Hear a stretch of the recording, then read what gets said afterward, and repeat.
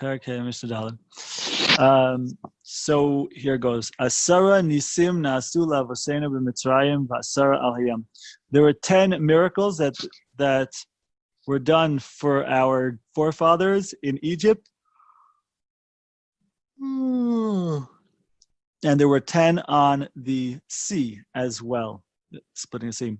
Eser makot evi HaKadosh Baruch Hu al Mitzrim b'Mitzrayim v'asara al hayam. Asara nisyonot nisu avosenu et hamakom v'midbar.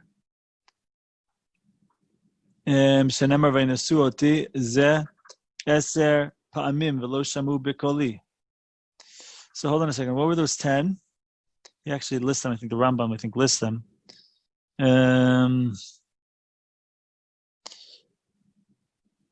Okay, there's a whole list of them. Fine. So, so my friends, what is the reason? I have it in English if you want me to read it really quick. Yeah, go ahead.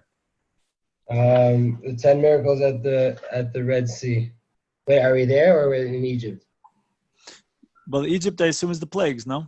Yeah, we didn't get affected by the plagues.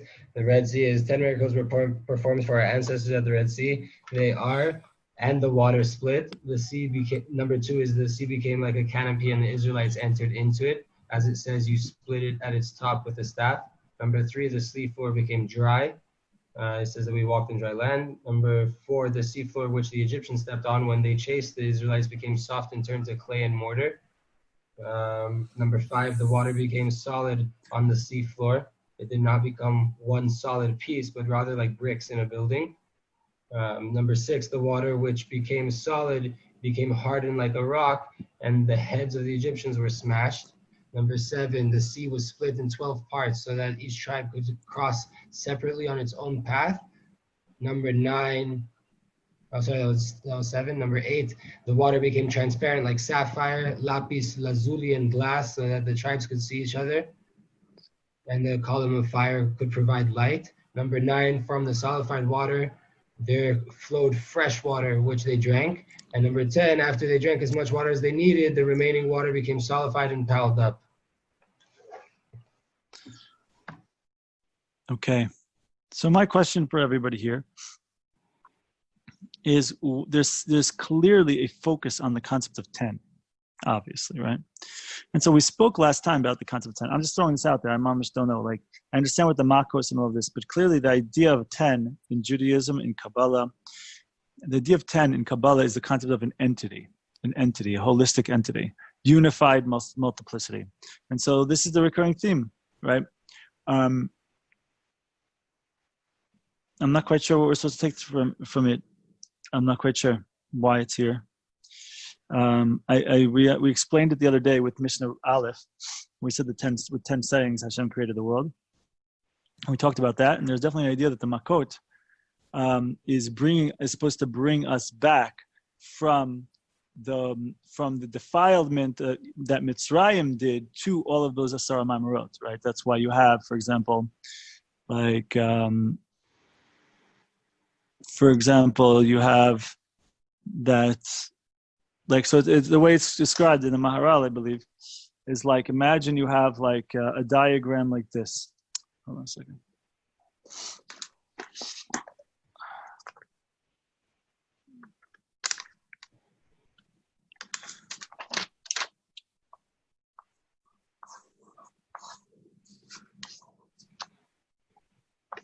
So one of these tiny diagrams, right?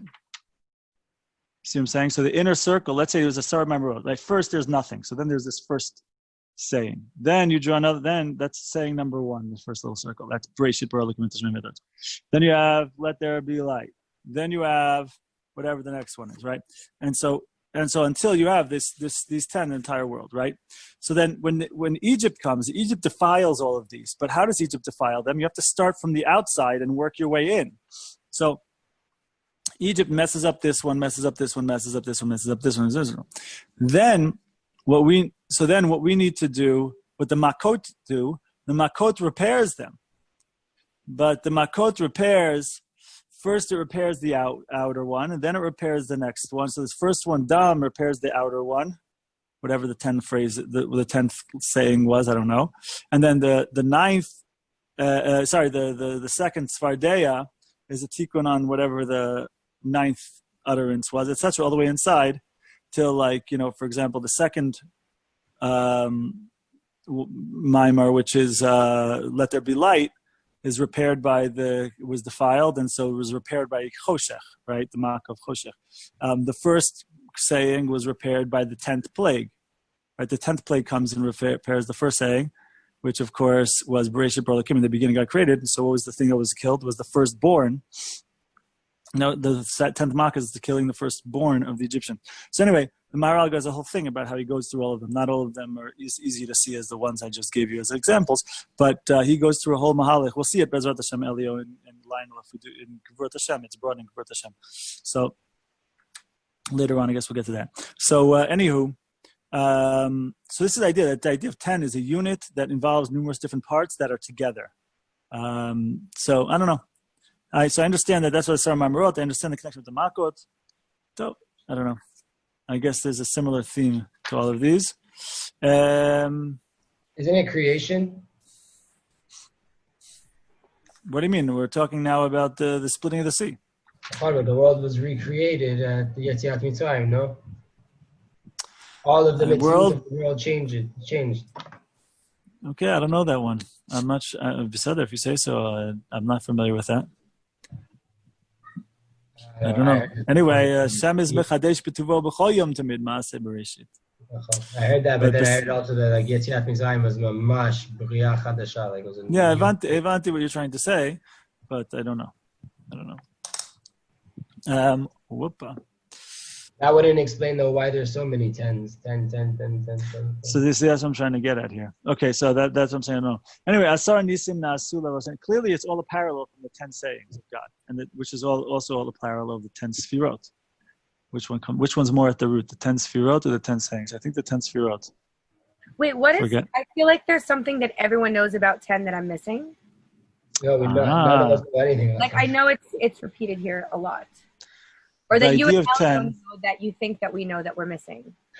We explained previously, I don't remember which time, maybe it was 2 times ago, I'm not sure. We explained previously the idea that there's a concept of 10, right? Like, beautiful, Elia.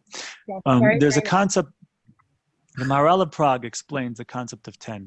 What do we mean by 10? 10, he explains, is the concept of unified multiplicity. What do we mean by that? It means that up to the number 9, everything is scattered and individual, little fragments, right?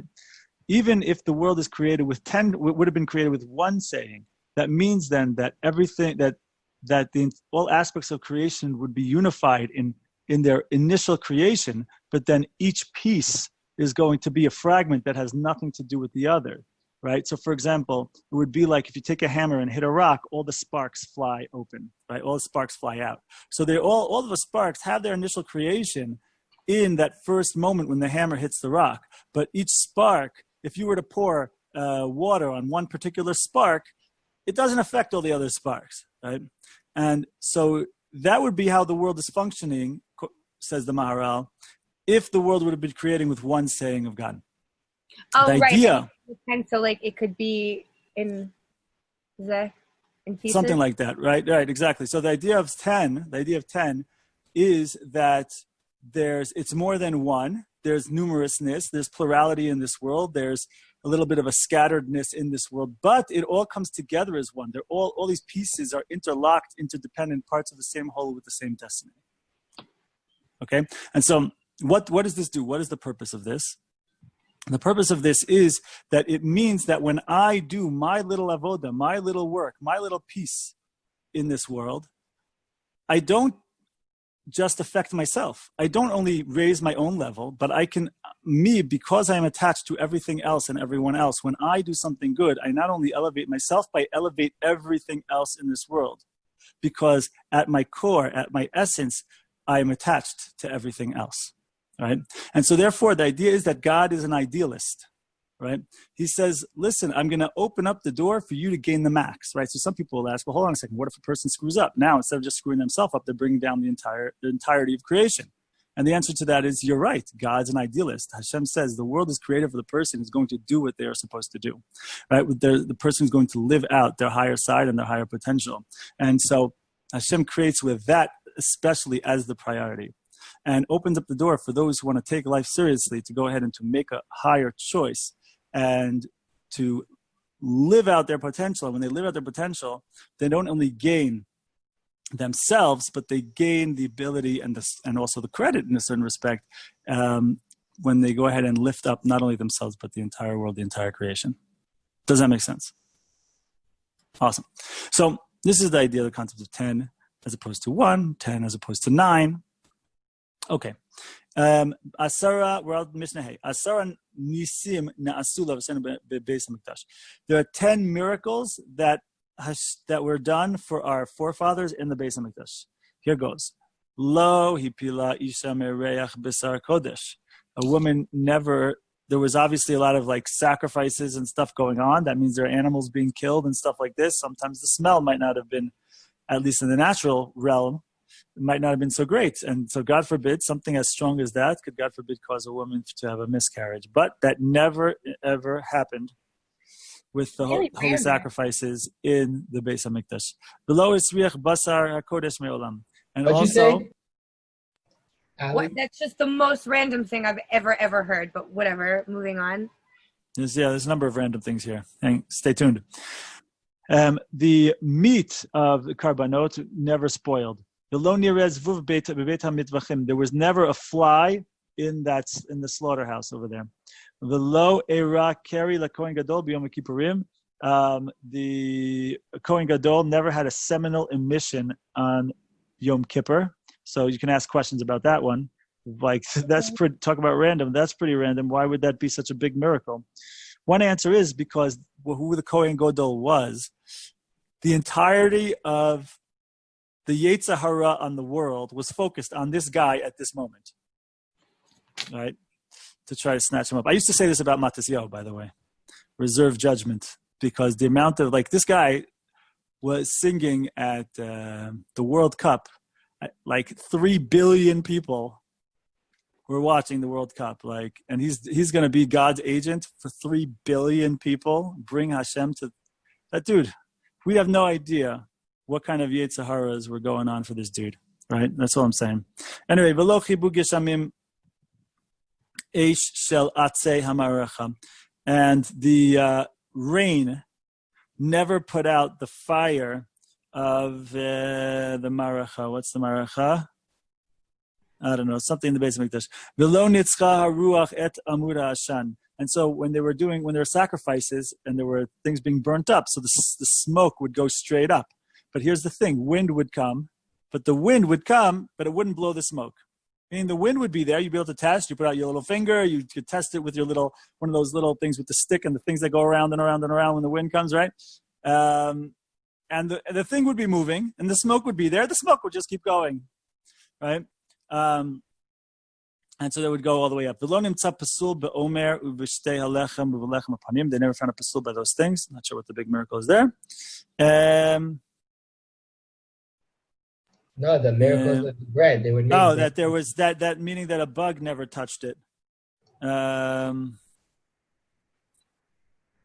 it would stay fresh. Right, and it would say, but is that part of a pasul? Yeah, okay. Yeah. If fine. It's dry okay. Out, Okay. Omdim tzfufim u'mishtachavim rivachim, right? The famous one that the people would all be there, let's say on like Rosh Hashanah or whenever, Yom Kippur, whenever it was, and they'd all be standing they'd be packed in there like sardines, right?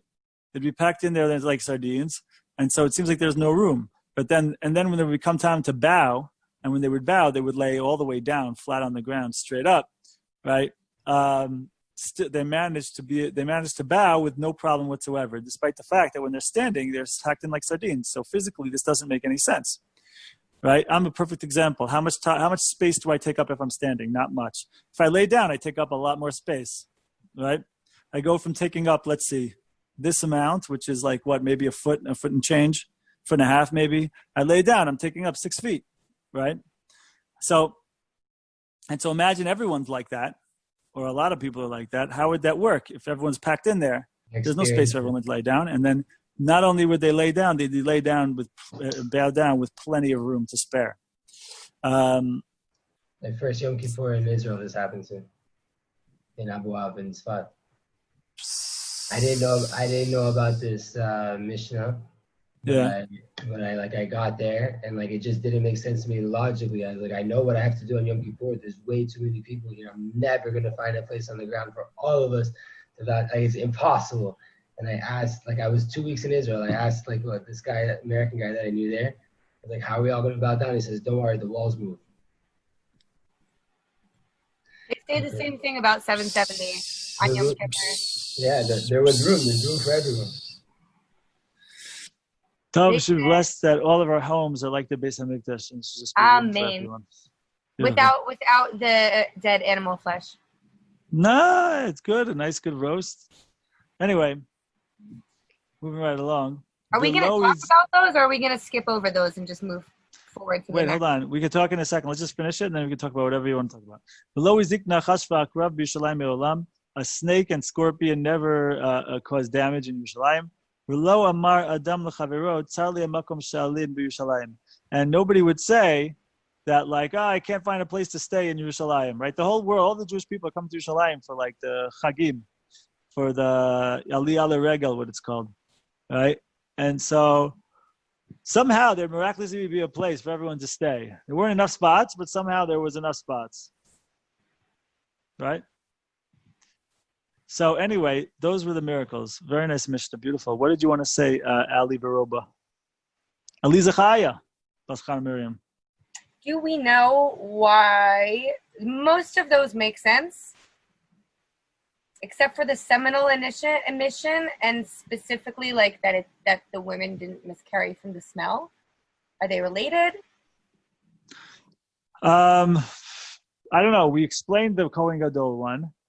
The other one, the women one, also we explained. Or is that just a? I don't know. I'm not bothered by it in the way that you're like the thing with the women. Like, okay, like why are we saying this thing about scorpions and snakes? It seems random. So look, the truth of the matter is that this is the job of the rabbis. The job of the rabbis throughout the generations is to take a look at this and say, hold on a second, this is all very nice, but let's find like how are they all related, right? And they go through and find how this one is like Chachma, this one's Bina, this one's Keser, whatever. Find out. The Maharal was big on that too. I don't know what he says about this, but the Maharal was big on that also, taking these rabbinical teachings and saying, okay, hold on, this is from this aspect, this is from this aspect. It's like part of a bigger system that we're familiar with. So I don't have the answer to that at this moment, but thank you for giving me a job to figure that out. So you got to think about that one. And so how can we show that these are all not random at all, but they're really part of something, some system, they parallel a system that's pre-existing for us, right? We have to figure that out. But this is why the rabbis get paid the big bucks throughout the generations. No, they don't. Why isn't this just spiritual bucks? Wait, why isn't there just like a shot here that these are miracles and it's like Shinui Teva? All of these things are against Teva on the simple level. All of these things should happen. And Dafka in Yerushalayim, when the temple was around, they weren't happening. That's a miracle. Like that's. Yeah, because this is all true, but still, why these specific things? Why the focus on these specific things? So with the rabbis, the way the rabbis make their big bucks is when they can show you, like, look, this is actually an expression of a bigger system, right? So. So we just have to figure out what that is, right? Because these aren't random. These aren't random things. It's not a bunch of random things, right? At first glance, we could list them as a random thing. If I'm trying to get through the Perek, where's my book? Hold on. The Sheikh Kitov is bringing me the answer. I'll share it with you after, Rabbi. You can take the credit and share it with the group. I'm not taking the credit for your answer, dude. What are you talking about? You never mind. Anyway.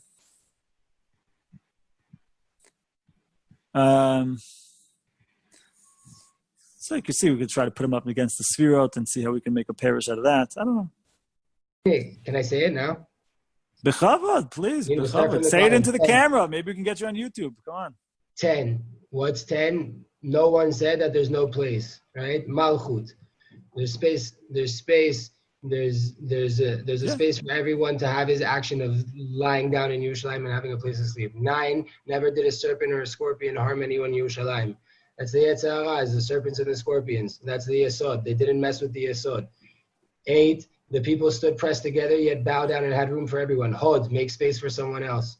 7, no defect was found in the Omer, or in the 2 loaves, or in the showbread. Netzach, they lasted. They were eternally lasting. You made them fresh, they stayed fresh. 6, the wind did not prevail against the column of smoke. A Vav, going straight up. Tiferet. Tiferet, Vav string going straight up. 5, the rains did not extinguish the fire pile of the wood. That would be good. Gvura, fire, and holding back, self-discipline. Yeah. Okay. 4, no emission occurred in the so Chesed. Yeah, Chesed. There was no flow out of him. That's Chesed. Chesed is what Chesed. The distortion of Chesed is Taiva. Yeah. Go ahead. And also flow of something leaving out. Yeah. The Chesed, right? Yeah. 2, the sacred flesh never became putrid, which is Bina, I guess. Sacred. Let's see. Sacred. What was that? The